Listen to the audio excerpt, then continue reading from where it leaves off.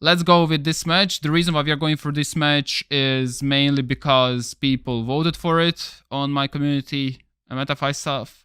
So let's go. Over here, we had BDS managed to win 8-7 over here.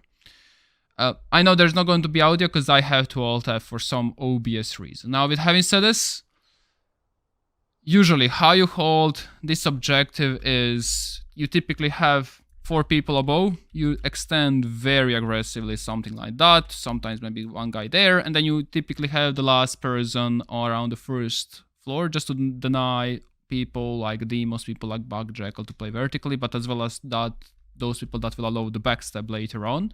And then that last guy usually helps out around Mezzan, you double up traps on the Mezzan stairs and so on. Whereas the attackers typically are looking for to open up everything around the map, like second floor wise, from toilet, op, and such. And then from there, they are trying to find the gap from the enemy team. I will try to read the chat, so if you guys have any chat, just let me know. Hey Josh.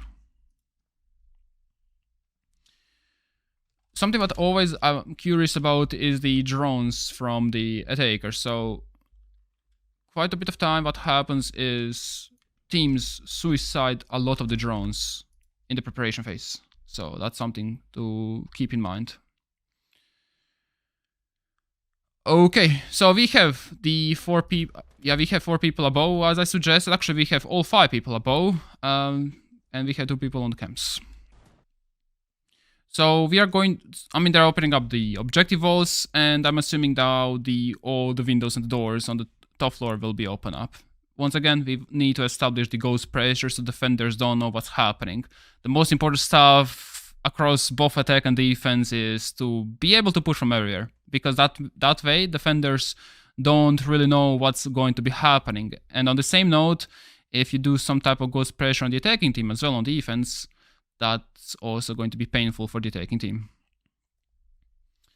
Okay. So this is where the stage where attackers are trying to find the gaps, but as well as floors is destroying the stuff, so we are getting rid of the traps. That's on the way of ghost pressure, so once again, auto defenders rely holding an angle with the help of the barbs, proximity alarms, and so on. So that's why we are using floors and other stuff to just open up the gaps of the enemy team. Something that I will definitely suggest. Also, obviously, dealing with the bulletproof cameras and such also helps a lot. So the first thing that will happen is some coming from here. You'll see the vertical play with the box. So that's a reason why some teams typically like to have someone on the first floor just to destroy the very first drones coming in the bank and the whole first floor area.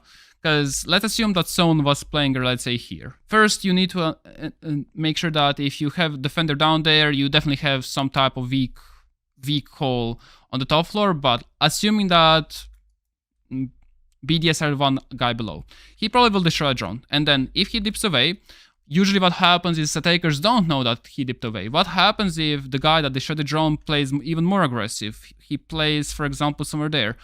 It's going to stall a lot more time, but at the cost, there's going to be one player fewer on the top. So this is a gamble that you always need to have. My best suggestion whenever you're making a defense strat is never try to find or never try to be 100% bulletproof, because not a single strat is 100% bulletproof.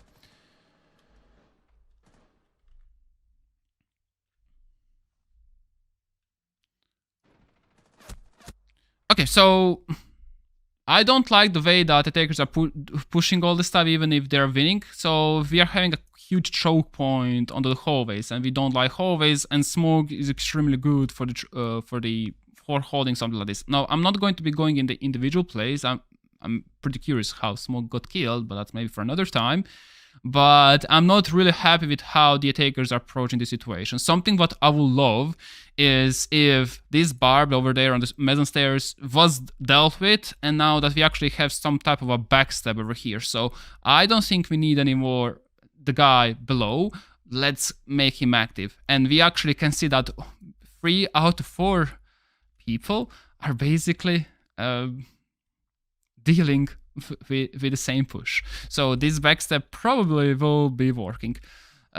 On the other side, BDS might know that no one is backstabbing depending on the information they have, so that's also something to consider. But overall, I would love if PSG was attacking from more than just a long hallway.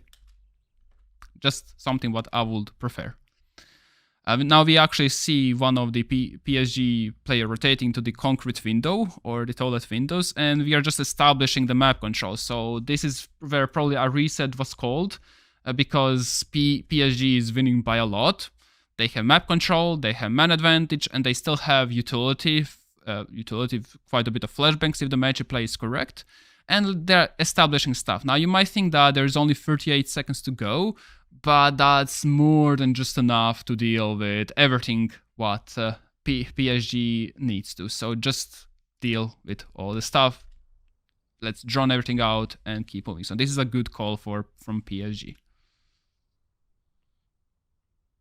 I would love to see a flashbang on the concrete window. So we have a flashbang on concrete window that person will enable to basically single-handedly deal with the player by the bomb chases.